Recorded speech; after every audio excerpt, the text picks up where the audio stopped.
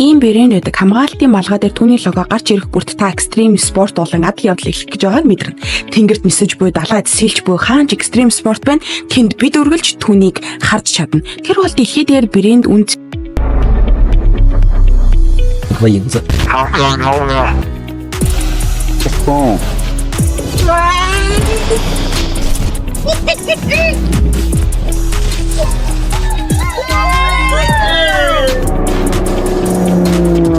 Тэр бол дэлхий дээр брэнд үнцэн үнэлгээгээр хоёр төвчэгдэг ундааны брэнд. Энергийн ундааны зах зээл тэргүүлэгч байр сууриа баттай хадгалдаг. Дэлхийд даяар 1000 тэрбум лад зарагцсан Австралийн Red Bull. Энэ алдарт улаан бүхийг бүтээсэн хүн бол Dietrich Mateschitz. Австрийн хамгийн баян хүн болсон. Гэхдээ нэгэн сонирхолтой асуулт дэлхийн нийтэд төрдөг. Энэ нь эр үнэхээр экстрим спортод хэдэн дөрөв зарцуулсан бол бодит байдлын таны төсөөлж байгаас илүү гайхмаар ч үж магадгүй. Мөнгө зөвхөн үрэх биш харин ч ашиг болдог. Австрийн Red Bull үнэндээ ердийн ундааны компани ш. Ивент итгэхэд зарцуулсан мөнгө нь тэдэнд өчүүхэн төдий зүйл. Бүр өөр компаниудын ивент итгэлээс ч мөнгө олдог. Австрийн Red Bull их хэмжээний ашиг олоход тусалдаг зүйл бол үнэн хэрэгтээ тэдний арт байдаг асар том соёлын компани. Тус компани харьяан зөвхөн ундааны бизнесээс гадна аялал жуулчлалын компани, хэвлэл мэдээллийн компани, хөгжин үйлчлэгээний компани, спортын арга хэмжээ зохион байгуулдаг компани, бүр 2 телевизэн сувагтай, 1 хэвлэлийн газар 6 вебсайттай, мөн 2 F1 баг, 4 хөл бөмбөгийн багтай, бүр 2 хоккейн багч бий. Австрийн Red Bull бол функционал ундааны бэлэг тэмдэг гэж хэлж бол. Хүмүүсийн мэддэг нь ердөө л ил харагдаж бүх хэсэг нь. Энэ зөвхөн дэлхийн экстрим спортын бэлэг тэмдэг төдий зүйл биш. Харин спорт, pop, соёлын салбарт гүн гүнзгий нэвтэрсэн өнөө үеийн дэлхийн хэмжээний соёлын авраг корпорац болсон. Австрийн Red Bull гэх онцгой компани яаж ийм том эрчим хүчний ундааны эзэнт гүрнийг бүтээсэн бэ? Ундааны бизнесээс гадна өөр ямар томоохон бизнес эхлүүлсэн бэ?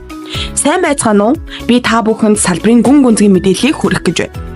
Бид бизнесийн нууцуудыг ил болгох болно. Өнөөдөр Австрийн Red Bull-ийн нууцыг хамтдаа нээцгээе.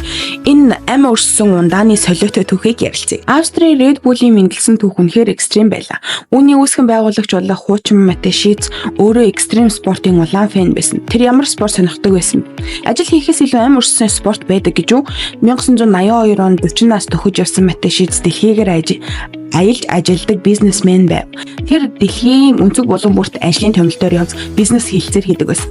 Галт тэргэнд суун, онгоцоор буун, усан онгоцон суун, мотор дунаанд ч явна. Тэр биеийн чирэг байдал сайтай байсан ч гэхдээ сар бүр заавал нэг удаа ядарч туйлддаг үе тохиодог байв. Тэр нэг удаа Бангкокт ажлын томилтоор очихдоо урт нислэгийн дараах ядаргаанд орсон байлаа. Гэтэл тэр дээрөө хуралдаа амжиж очих хэрэгтэй байсан. Ядаралтаа багасгахын тулд нисэг онгоцны буудлын ойролцох жижиг эми санран гүйж орж тэндээс нэг шил ядаргаа тайлдаг гих нутгийн эми ундаа худалдан авсан.